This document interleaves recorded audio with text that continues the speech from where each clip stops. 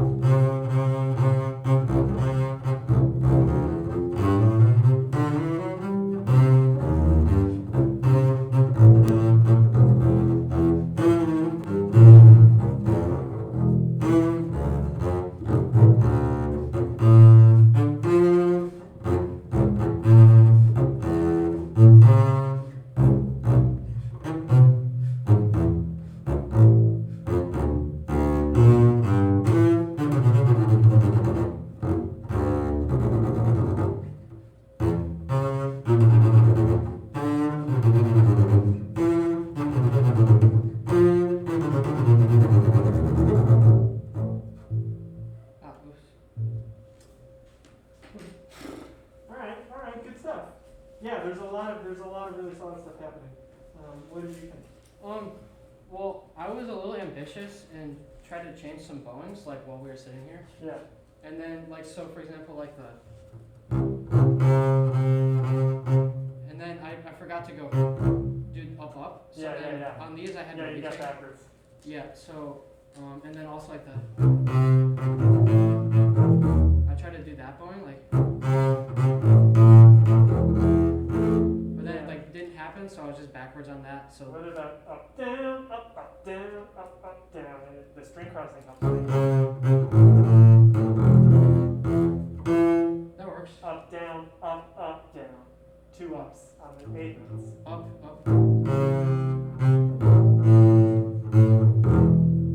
Up, down.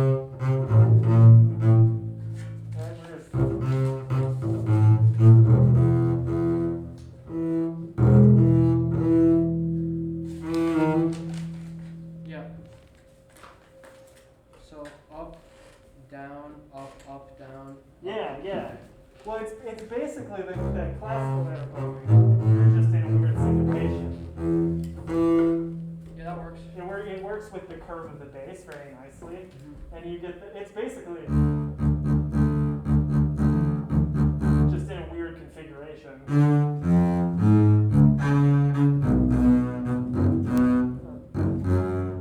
Right? Yeah. It can work, and what I like about that is it has energy to it. Yeah. I like that. I like it. It works for me. It's definitely not mandatory, you know. Yeah. And then like on the last runs, I always found whenever I was doing my runs in practice, my strokes is way too big. That's just like something that annoys me. Try it one more time, just from the one on the high F.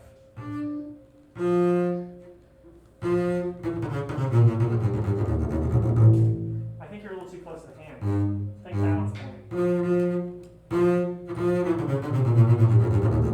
Yeah.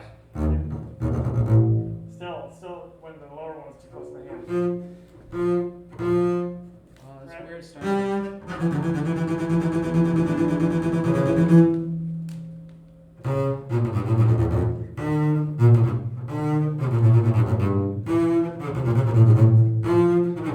Yeah, it helps a lot. Yeah. Yeah, you'll just get way more length out there. Because it's not a Beethoven where you need to be right. It's basically more last movement. Right? It's a souped up balance point stroke. Right? And you'll be right in time. It's just a balance point. It's a balance point stroke with a ton of rosin. Yeah. Yeah, definitely. Let's take our quick guided tour. I gotta let you go a little We're like it's at 8 times. Letter E. I think it's a little on the fast side. I think you've got room to slow down. Okay.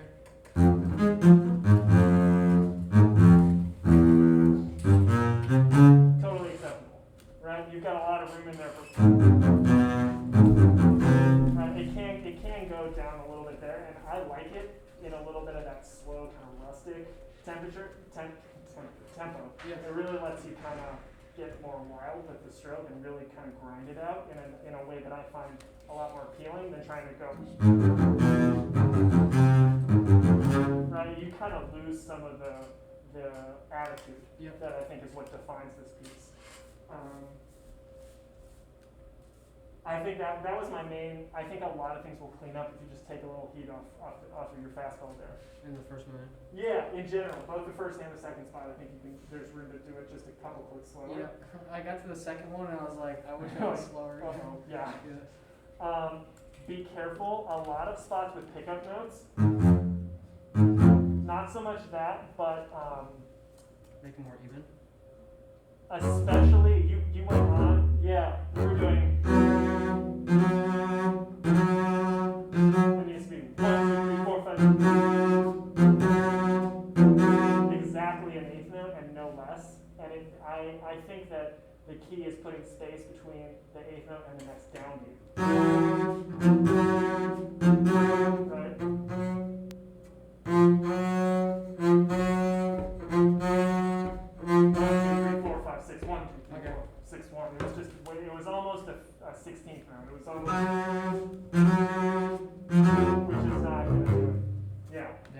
problem. Yes, exactly. Right? It needs that attitude. That was my big comment there. Yep. 350. Oh, sorry. One other thing. 354. Da da dee da. I would start that down though.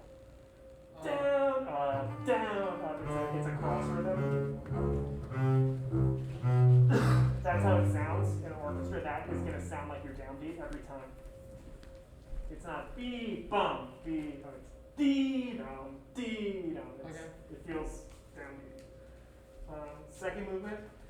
I think you made a very good crescendo. You need to find a beat and a half to make decrescendo too. Right. So you need at the very beginning you'll have. Sorry.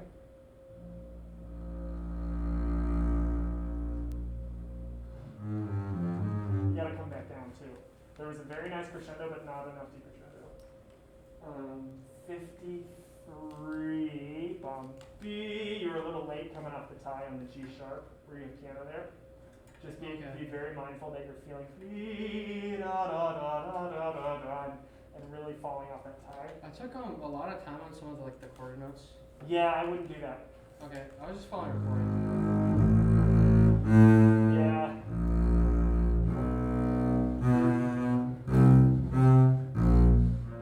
I would stick it more or less in tempo. It's hard because a lot of recordings will be very bend and stretchy. I think getting your overall tempo is good, but especially in the context of an audition, I would err on the side of keeping the tempo consistent rather than bending and stretching in at a micro level, unless it's like really obvious and everybody does it, which it's really hard to find to understand when the spots that everybody does it always are and when is the subjective. That just comes with having played it a bunch of times and like, oh, you don't do it that way, and just finding where those differences are. But I would, especially because the other lines aren't moving against you, I would keep the quarters consistent through 51, 52. Okay. Yep. Yeah, no, this was very good. I like the way you did the ending. The minuendo and a little bit of pullback was very nice. Going on to the third movement. Kind of like what we talked about with Savannah, I think that these quarters were a little short, but not because of the right hand. I think you can add a little vibrato, like at the beginning, right? The difference between and left hand. Just get a couple of wiggles of vibrato on each of those. It'll just make it feel longer, even though the bow is still coming with it. Yeah. It just makes it shine in a way that you're not making the note longer, you're just making it more resonant. Yeah. Yeah. That was my big. And as always, I could use more sforzando. Yeah. In that second half, don't re-articulate that A flat. We talked about that as well. On the very last line. Well, I was trying to do. I think I might have done it poorly, but I think I did that. Yeah, don't do that. So should I do that? Yeah, it's just really hard here.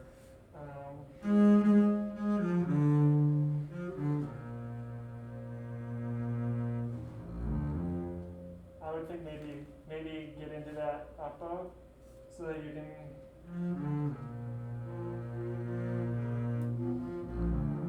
Because this, I would be more worried about coming down to the low A flat anyway, and having down bow is very appealing to me. That makes a lot of sense. As opposed to coming off this and then going, hope this A flat sound. Hope I can pull that out every time. Yeah. There's a lot of room for error when you're pulling out the worst note on the bass at the very tip. Piano. There's a lot of room for that to just not sound like a note. With 4. Yeah, exactly. Or 2. Or 1. And then 2, 1, 4. I like 2, 1, 4 there. Yeah, I think I went. Yeesh. Yeah, try to eliminate a string crossing if you can. 2, 1, 4. Lovely. Okay. I would think that. Double string crossing, if you can avoid it, is not always the best.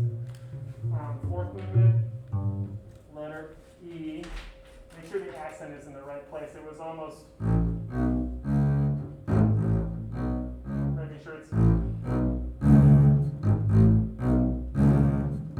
right at E, make sure that accent's on B3 and not on the pickup. I was just trying to not have it be late. So I was like, Yeah. It sounded like the accent was on the pickup. yeah. So make sure it's, right, make sure it's got that body to it. You have a tendency to, it may just be that when something goes wrong, it causes tension, but when something goes wrong, you tend to rush forward, right? You tend to add tempo when you make a mistake, and that's just something that it's gonna come with time and just a little bit more polish on it. But some of these spots, like right after K in the second spot there, something happened, and then you ended up adding a lot of tempo through. It wasn't that fast, but you added 6 to 8 to 10 clicks of tempo, and I think that more than the mistake would have gotten you into trouble, the adding of the tempo compounds the original issues, but is an issue on its own. You know what I mean? Other than that, I think you've got a really good. I kind of like the first movement. I think this can just back off one click, and then you'll get a lot more.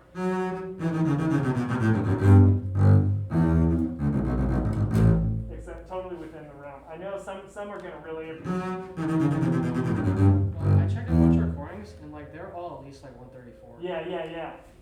Especially it's gonna rip a little faster in orchestra, but in an audition there's room to back it off to 126 to in that ballpark. Just take a little heat off it so you can articulate. Okay. Articulate and slower sounds faster than fast and muddy every time. Like Mozart 35. If you can get it really articulate, 120 is plenty. Even though in orchestra it's going to be 136, 142, if you can just get, right,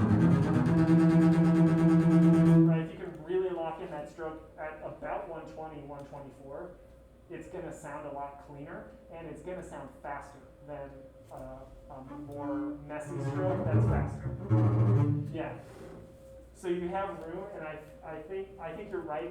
In practice, this is going to go faster, but in practice, you don't have to play it by yourself alone on stage. So I think that would be my big takeaway, is you have room to take a little heat off it and go for clarity of articulation more so than absolute tempo. But yes, this is a very good effort. Really well done. Yeah, I was happy with my tone. Yeah, absolutely. Yeah, you're getting a lot of good core sound out of the bass when you need it. What the hard